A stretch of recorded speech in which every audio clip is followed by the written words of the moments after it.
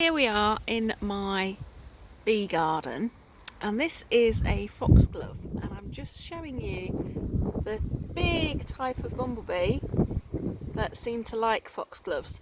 I'm not great with my bee ID, but that is the type of bumblebee here that likes foxgloves. I don't know whether it's all over the country. It's the same type of bee that likes foxgloves. So this is my bee garden, which has basically got lots of plants that I have planted for the bees. There are some ones down here of this year's growth. So this is my little borage plants, or these are my borage plants that I've grown from seed, and the seeds were from the seed cooperative and they were organic and they did really well germinating. And you can see that bit there, the little buds there are going to be where the flowers pop up. That I think is going to be a cornflower, although I'm not sure. I'm not great on plant ID when there's no flowers. My plant ID is lots better when there's flowers. But I'll keep you updated. And then behind that there's some more of the borage, and more borage there. And this is another foxglove. It's a foxglove from last year, but it hasn't done as well as the foxglove I started out showing you as. So maybe it's just a late bloomer or a late starter. Some more borage there, so I'm going to have loads of borage this year. That I think is maybe going to be a corn cockle, but again, as I said, I'm not great on my plant ID until they've got flowers. I think that might be going to be a poppy, and yes. So here is the big foxglove that I grew from seed last year from a seed ball mix. Then we have, back here, we have some bird's foot trefoil. That's the yellow flower, which again was from the same seed ball mix. As you can see, it's growing round the foxglove. Then we have, oh, there we go, we have a bee on the oxeye daisy. So then there's quite a few oxeye daisies, and you can see more. Oh, got another bee there.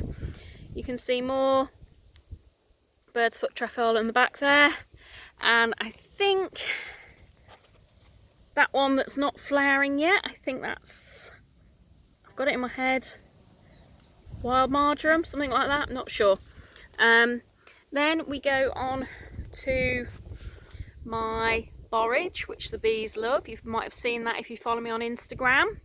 And even when it's been slightly bashed down, it keeps flowering. So, sort of, you can see there, it's sort of been bashed about by the wind a bit, but it still keeps on flowering, and the bees absolutely love it. I don't know whether there'll be any bees that we can catch on it, but yes, that's borage. This was bought from my dad bought it from the Lincolnshire show, so about this time last year, and then the seeds have grown, and there, I don't know whether I'm going to get picture of it. There was fleetingly a little bee that was on the flower. It might come back in a minute.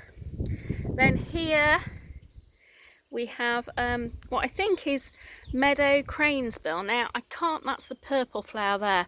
I can't actually, I think maybe it might be from the garden centre. You can see there's bee on the meadow cranesbill.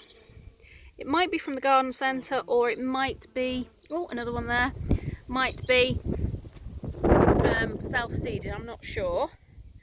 Then, got more bees there. Then as we go along here, this is a scabious. Again, the bees quite like this. Here we go, we've got a bee on there.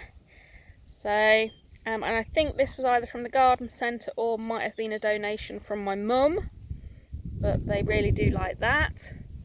Then we've got some lavender, different types of lavender just there. and again the bees love the lavender. Then that one there again is something I've grown from seed this year, which I think is corn cockle. That one, not sure what that's going to be, but that's from another seed ball, I think.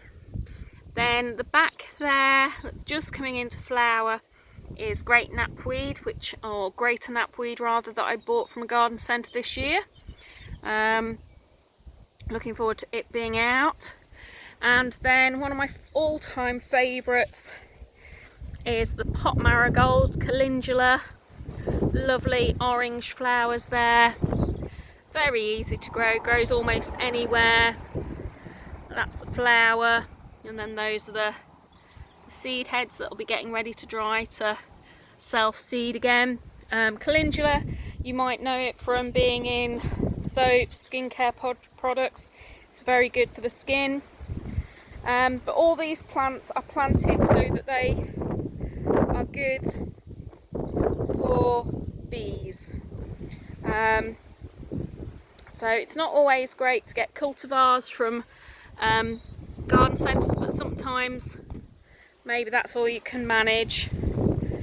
These were donated from a friend's garden, the oxeye daisies.